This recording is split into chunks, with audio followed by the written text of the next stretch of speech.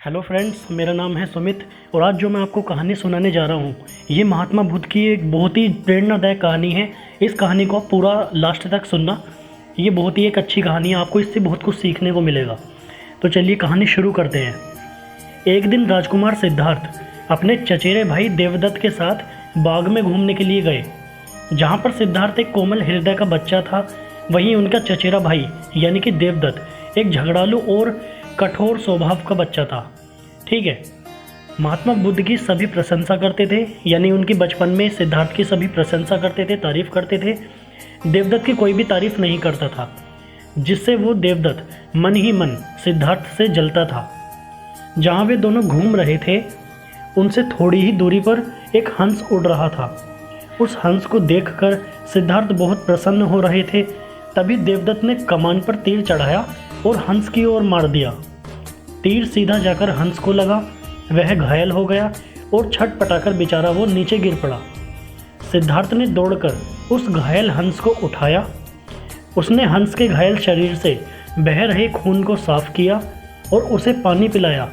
तभी देवदत्त वहां पर आ पहुंचा। उसने बहुत ही गुस्से में सिद्धार्थ की ओर देखा और बोला, इस हंस को चुपचाप मुझे दे दो। ये मैंने मारा है, इसे तीर मारकर मैंने नीचे गिराया है और इस पर मेरा अधिकार है। नहीं, सिद्धार्थ ने हंस की पीठ पर सहलाते हुए उत्तर दिया कि मैं इस हंस को तुम्हें नहीं दे सकता। तुम एक निर्दयी इंसान हो, तुमने इस निर्दोष हंस पर तीर चलाया है। यदि मैं इसे ना बचाता तो इस बेचारी की तो आज जान ही चली जाती। देखो सिद्धार्थ, देवदत्त उसे घूर कर बोला, यह हंस मेरा है, इसे मैंने तीर मारकर नीचे गिराया है, इसे चुपचाप मुझे दे दो। यदि तुम नहीं दोगे तो मैं राज दरबार में जाकर तुम्हारी शिकायत करूंगा। सिद्धार्थ ने उसे हंस देने से साफ साफ मना कर दिया। देवदत्त राजा शुद्धोधन के दरबार में जा पहुंचा सिद्धार्थ की शिकायत करने। ठीक है, शुद्धोधन ने उसकी शिकायत को ध्यानपूर्वक सुना और फिर सिद्धार्थ को राजसभा में आने का बुलावा भेजा गया। कुछ ही देर में सिद्धार्थ हंस को लेकर राज दरबार में उपस्थित हो गए। राज दरबार के ऊंचे सिंहासन पर राजा शुद्धोधन बैठे थे।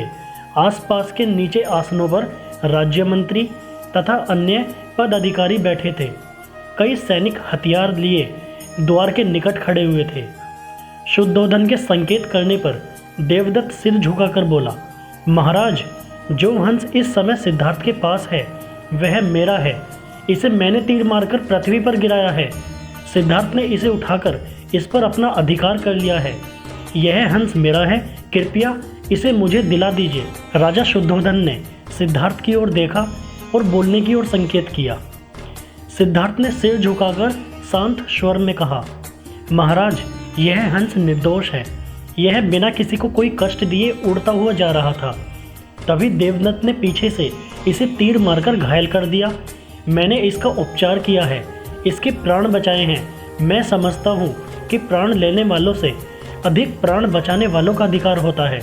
मैं आपसे प्रार्थना करता हूँ कि यह हंस मेरे पास ही रहने दिया जाए। मैं इसे बिल्कुल स्वस्थ करके आकाश में वापस उड़ा देना चाहता हूँ। शुद्धोधन ने अपने सभासदों से विचार विमर्श किया। वे सभी एक ही स्वर में बोले, महाराज, राजकुमार सिद्धार्थ का कहना बिल्कुल ठीक है। जीवन लेने वाले से बचाने वाले का अधिक अधिकार होता है। अतः हंस राजकुमार सिद्धार्थ के पास ही रहने देना चाहिए। राजा शुद्धोधन ने सभासदों की बात मान ली। उन्होंने सिद्धार्थ से कहा, इस हंस पर तुम्हारा ही अधिकार है, तुम इसे ले जा सकते हो।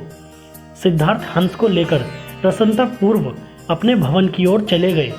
उसने प्रेम पूर्वक उस हंस का उपचार किया। जब वह बिल्कुल ठीक हो गया तो उन्होंने उसके घोंसलों की ओर उसको उड़ा दिया। देवदत्त सिद्धार्थ से पहले ही बहुत ज़्यादा चिढ़ता था और इस घटना के बाद तो जैसे उसकी चिड़चिड़ाहट में यानी कि ईर्ष्या में और भड़क पैदा हो गई, वो उनसे और ज़्यादा चिढ़ने लगा। तो दोस्तों, हमेशा पॉजिटिव सोचना चाहिए और हमेशा हमें दूसरों की मदद करनी चाहिए, ना कि दूसरों को दुख देना चाहिए। हमेशा उसका परिणाम पहले सोच लेना चाहिए कि जो हम करने जा रहे हैं इसका क्या पॉजिटिव रिस्पॉन्स मिलेगा, क्या नेगेटिव रिस्पॉन्स मिलेगा। हमेशा दूसरों की हेल्प करनी चाहिए और अगर दूसरों की हेल्प करनी बस की नहीं है तो प्लीज़ किसी का बुरा भी नहीं करना चाहिए। इस कहानी से हमें यही सीखने को मिलता है। अगर आप इस चैनल पर नए हो तो चैनल को सब्सक्राइब कर लेना। मैं ऐसे ही वीडियोज़ और इंटरेस्टिंग स्टोरीज़ इस चैनल पर डाला करूँगा। भगवान बुद्ध से रिलेटेड और जो भी आपकी मनपसंद स्टोरीज जिनमें आपको इंटरेस्ट हो वो आप कमेंट बॉक्स में लिख सकते हैं। हॉरर स्टोरी या फिर मिस्टीरियस स्टोरीज़ मैं सबके ऊपर वीडियोस बनाया करूँगा। Okay friends.